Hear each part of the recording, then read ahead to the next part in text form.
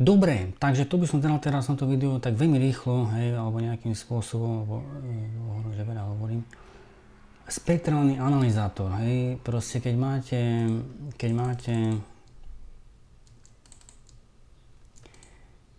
máte hudbu, hej, nejakú túto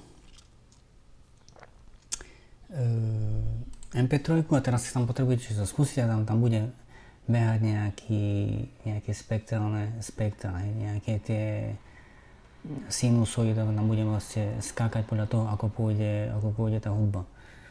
Len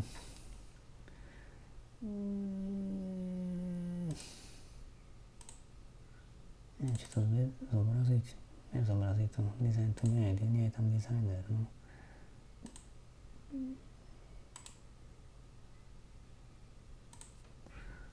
Tak musím to takto robiť. Som tam dal to tam, že načítať MP3, set bound, click, ale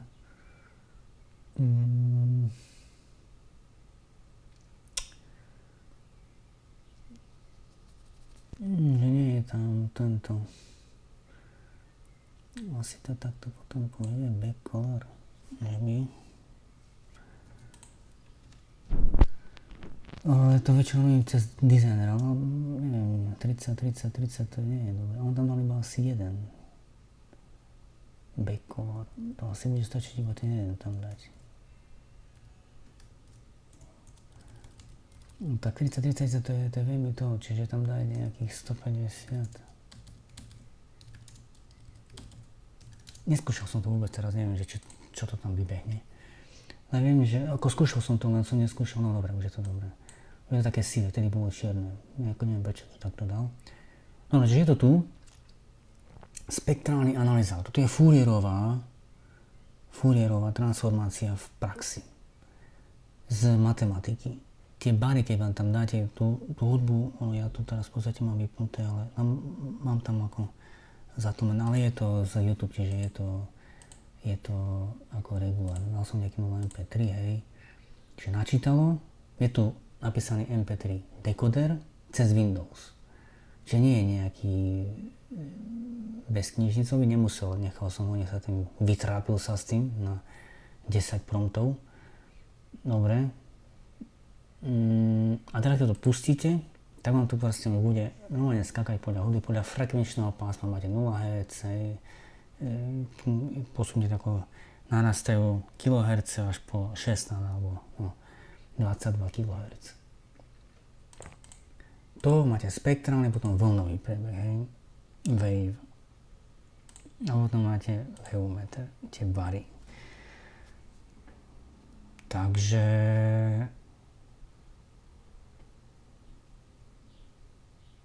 je to stereo, čiže takto to máte. No, takto to nejakým spôsobom vlastne je možné,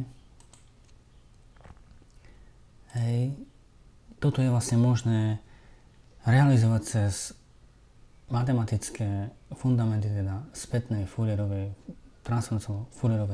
transformácie. Že vy, keď chcete vlastne vizualizovať nejaké signály, to je spracovanie signály, tak jednou z možností, to je jediná, jednou z možností je práve takéto niečo, že všetky tie signály, čo máte v hudbu, alebo takto, alebo aj na nejaké video, ale toto do veľkej miery sa používa práve, lebo tá Fourierová analýza vlastne spracová nejakým spôsobom signály. Spojité signály na diskrétne signály, to sú diskrétne, máte tu akože rozsekané. A toto ona nejakým spôsobom takto rieši. To je to. Čiže on mi tu v podstate dal MP3 decoder. To bola taká feature, ktorú skoro to nenapísal. Hej. A on povedal to, že tu je vlastne dôležité GUID, že to sú také, že to je také citlivé na operačný systém. Ale keď už to raz napíšete, to už to pôjde. Vidíte, tam číta, hej, originál MF Laty DLL, ako DLL importuje, ako using, ako navrapoval. To sú systémové súbory z vlastne Windowsu. Čiže on to tam takto dal a seka to cez to. Ale tu boli s týmto problémy, nevedel to tam ako nasekať, ako na to, hej. Neustále mu tam niečo vyhadzovalo, nejaké erory. Nakoniec to dal, nie je to veľmi dlhé, ale je to tu. Ako môžete použiť nejakú knižnicu, ale vy potrebujete potom sa k tomu ako dopytovať, hej, že získať tie veci, tie set itemy, ako aby ste vedeli to analyzovať. Tak on tam chcel použiť nejaký N-audio alebo takéto, ja som to ako zatrhol, hej. A nakoniec to napísal, je to tu, je to nič, wait out player, hej, čiže to je ten player, to je len proste takisto, hej, použil WinMM, hej, ako media, hej, player, ktorý je Dell, a sú to všetko ako systémové Windows súbory. To sú staré, akože sa takto používa. Čiže máte tu na načítanie, hej, spustenie, to je akože player, takzvaný. Jednoduchý player.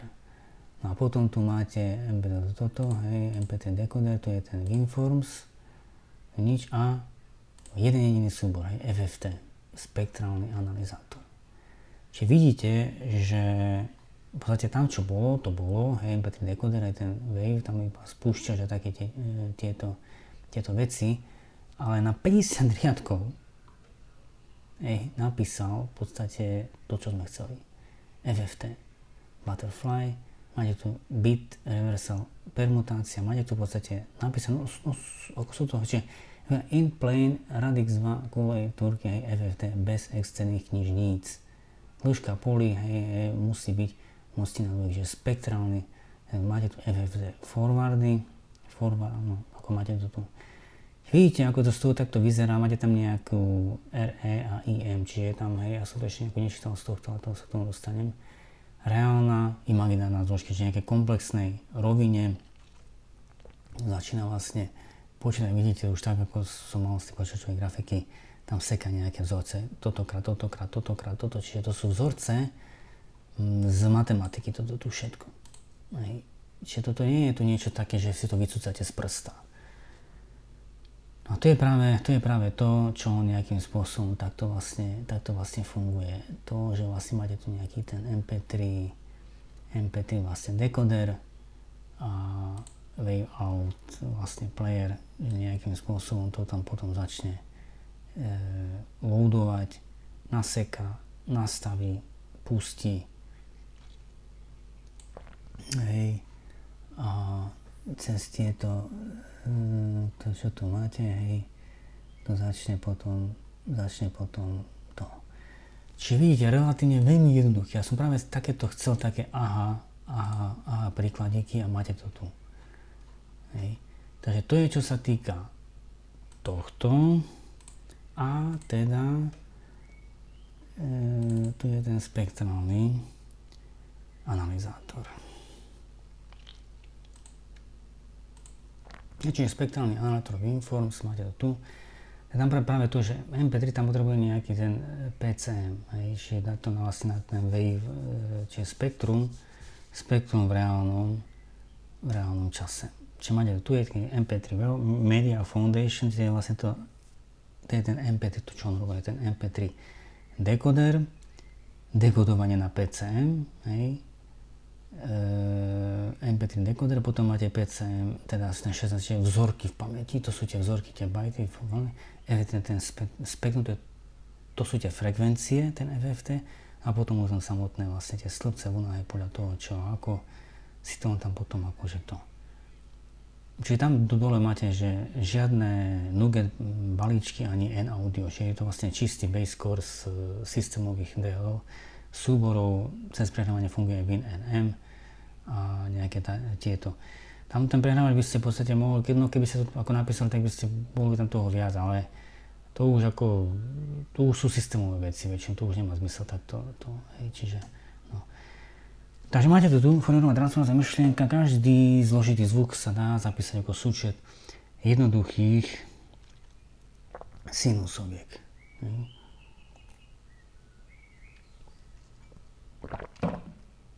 Čiže máte to tam uvedené, že vlastne jednoduchých sinusoviek rôznych frekvencií, amplitúd a fáz. Fourierová transformácia robí presne to. Prevádza signál z časovej oblasti, amplitúda v čase do frekvenčnej oblasti. Koľko ktorej frekvencie obsahuje.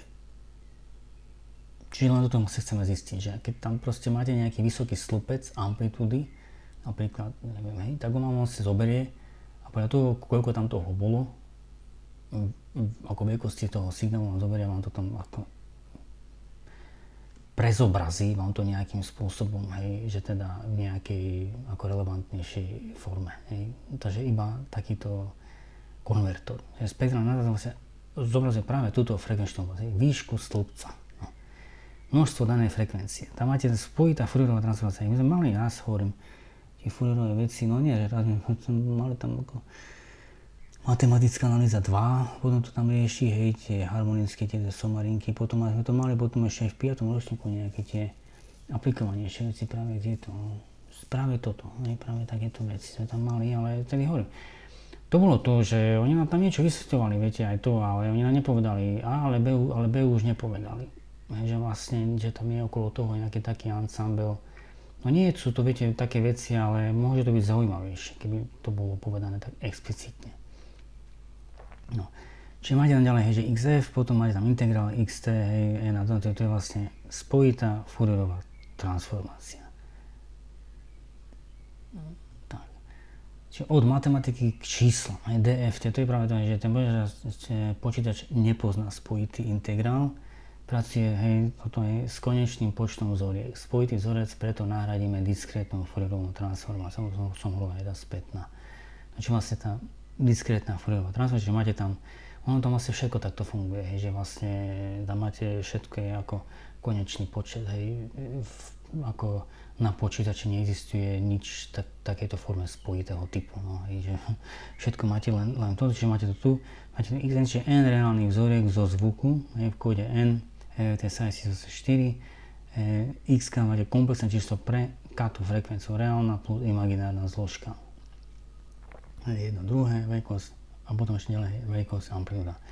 Frekvencia tam máte potom je daná takto, najväčšia daná frekvencia je daná takto. Čiže máte to tam.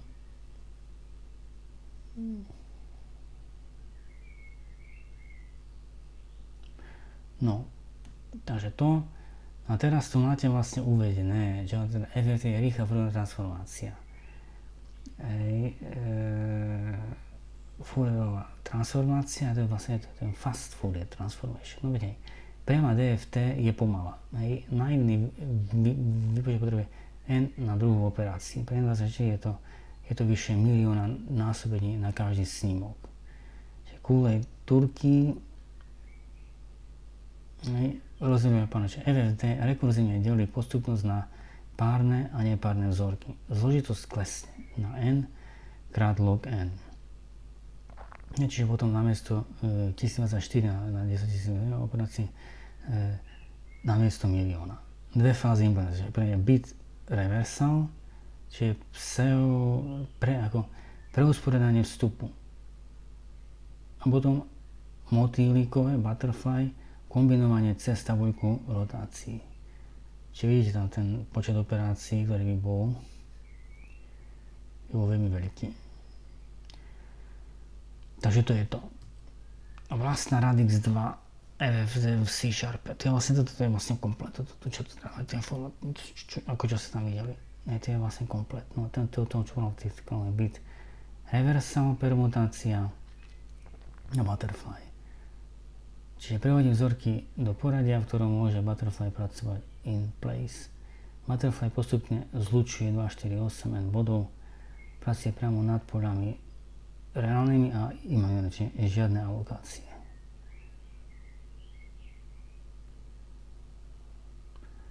Takže to je to, kde a ako sa MP3 dekoduje, tak tu to je vlastne, že Media Foundation systémový dekoder Windows. Vytvorí sa source reader nad súborom, vynútenie PC na celový typ na dekoder sám konvertuje komprimované MP3 na surové vzorky. To je práve to, čo tam bolo, to je ten ako dekoder. To tam v podstate to presne v tomto, čo ma tam teraz v tomto padalo. Hej. Čítanie vzoriek až do konca, tam je variable true, čiže tak to tam vlastne číta. No to je to, hej, že tam im potom záležalo od toho, aký by bol vlastne dekoder, lebo on musí z toho MP3 ako dekodera, zvukového dekodera na PC, ťahať nejaké dáta, tam on ich teraz má v dobrej forme, hej, lebo že dobre, v takejto forme. No, čiže má to tam, read sample, má tam ten stream, číta, if to ide v cykle a tu vlastne číta z tohto MP3 súboru, vidíte, hej, tu jednotlivé vzorky, ktoré tam on vlastne potrebuje do PCM, do memory stream. MS, write, vlastne tam na unlock. Čiže potrebuje vlastne načítať a má to tam potom nejakým spôsobom to, že v podstate vidíte, že on v podstate, viete, že čítate vzorky až do konca, ale on ich vlastne načíta raz. Že máte tam ten súbor MP3, dáte ho dnu, on ho celý predlebo, už tam tie vzorky sú, hej, uvedené. Celé to vlastne zoberie, teraz tam máte ten stream, prečíta a má ho už tam. Čiže on nemusí samozrejme, že nejak v reálnom čase tam niečo ešte dogenerovávať. Čiže je to tam, teraz z PCM vzoriek na vstup FFT. Čiže každých 30 milisekúnd timer zoberie od 1024 vzoriek okolo aktuálnej pozície verovania. Zmieša kanály na mono a aplikuje Hanovo okno. Čiže v podstate toto teraz robí, hej, že vlastne zoberie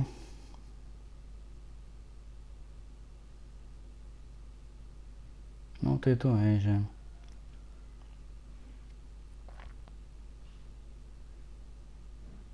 no, že tu sú určité algoritmy toho, že vlastne, aby to bolo, to je práve to, hej, že je to iba aproximácia, hej, že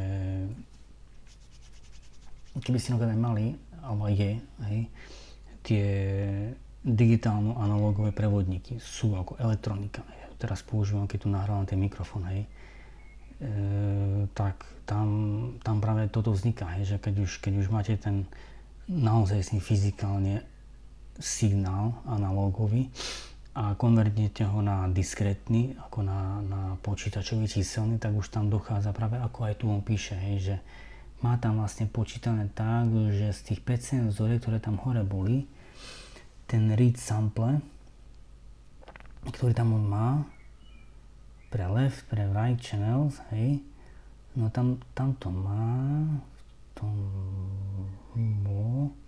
no a tam dole má vlastne časová a frekvenčná oblasť, to je FFT, tam zavolá forward, RE a IM, tam má mono krát 2. Mono, to vlastne, tu má to ako, nie tam ale dobre. No má to ako mono, ako dá to na 2, ale, lebo niekde má v podstate toto, no. Potlačí spektrálny rozstok, je mono dá left plus right, no spojí to dokopy, krát 0,5. A to mono potom tam dá krát dvojité V.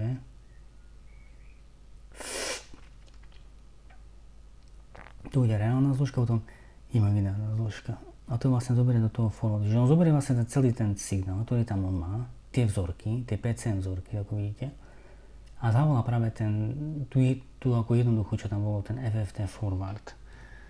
Tu ten forward,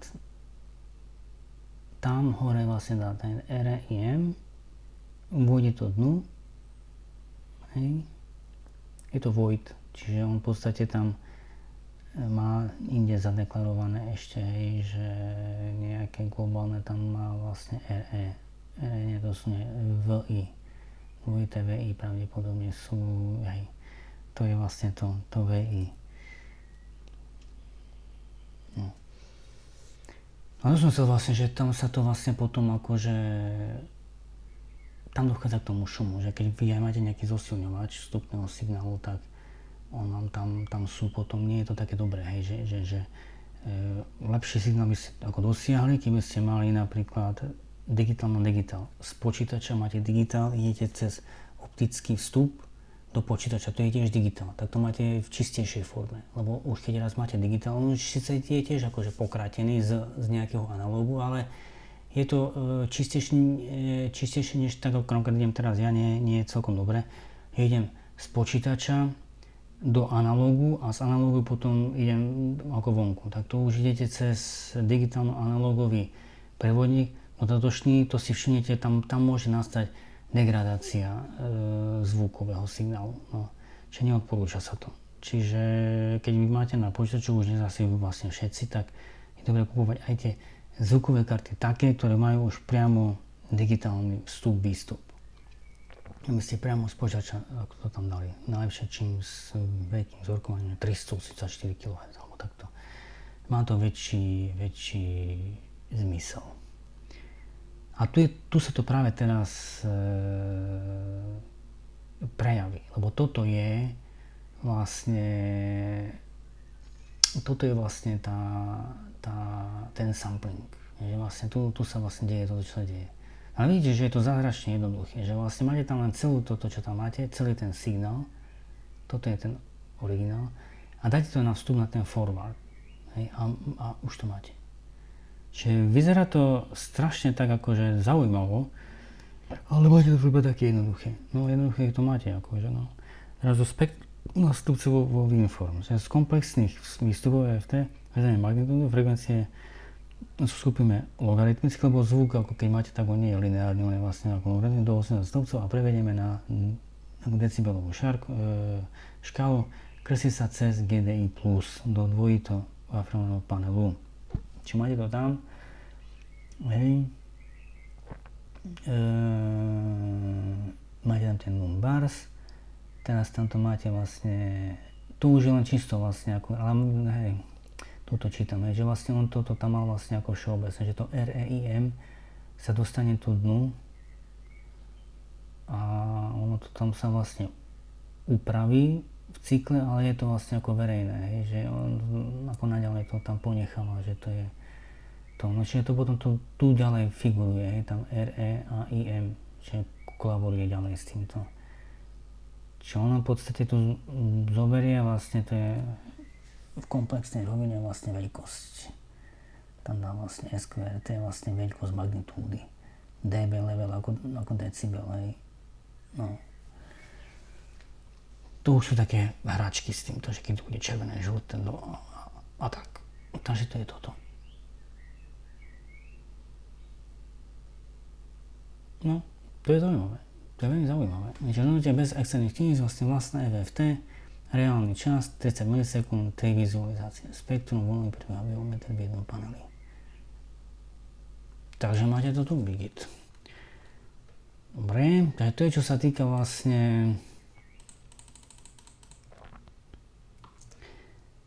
sa týka vlastne spektrálneho analyzátora, čo som stále takto chcel celý život robiť. Ja myslím si, že aké to je ťažké a máte to tu. Hej, čiže to sú veci, ktoré nevyčítate ani z kníh, tak to nie, že by to bol know-how, akože nie by sa to vyčítali, určite áno, ale akože, viete, to sú veci, ktoré by mali byť viac takto, no, riešia to aj na elektronike, na tých spracovanie signálov, ale tak ja som si myslel, že to bude ako zložitejšie. Že tam bude viac týchto, ono to tam je, ako ten vzorec tam je, on nie je ako už tak, až taký úplne jednoduchý, ale viete, že proste máte to tam, počet riadkov ešte nemusí stále ako znamená, že to je, že akože je niečo ťažké alebo ľahké, ale proste čakal som, že tam bude, ako, možno mi niekto čakal, že tam bude, viete, 1000 riadkov alebo čo. Čiže keď sa mi to tak aj teraz, keď tu teraz nevidíte, hej, hovorím do mikrofónu, tak mám tam dole, hej, mikrofón, device a mi tam vlastne skáče VU meter, hej, zelené, žlté, červené a vidím to tam. Je to v reálnom čase a je to tam. Tak už len z tohto som si ja povedal, že no tak to nemôže byť také zložité, že by tam musel každú milisekundu čítať 1000 riadkov, to by si potreboval na to 8-jadrový počítač. Aby to bolo také ťažké. Ale vidíte, že ono to vlastne ide v reálnom čase, kým on to tam nemá v reálnom. On tam mal MP3 už danú, zobral ju, prečítal celý stream a rozsekal si to. Už to bolo ako pekná úloha. A on tu ide teraz vlastne v reálnom čase. Hej. Tam je tam nejaká tam tá, hej, ako latencia, ako vyťaženosť CPU je tam je 21%, keď tam nemáme ešte to ako GPU, alebo no, mám. Čiže vidíte, hej, ale dobre, je tu obraz, nie zvuk, ale aj tak. Hej, čiže vidíte, že vlastne z princípu to nemôže byť také, že na 1000 týchto. No. Takže to, hej, čiže som rád, že som vlastne teda nakodoval pán Claude a je to tam. Teda. Takže to je, čo sa týka vlastne frekvenčného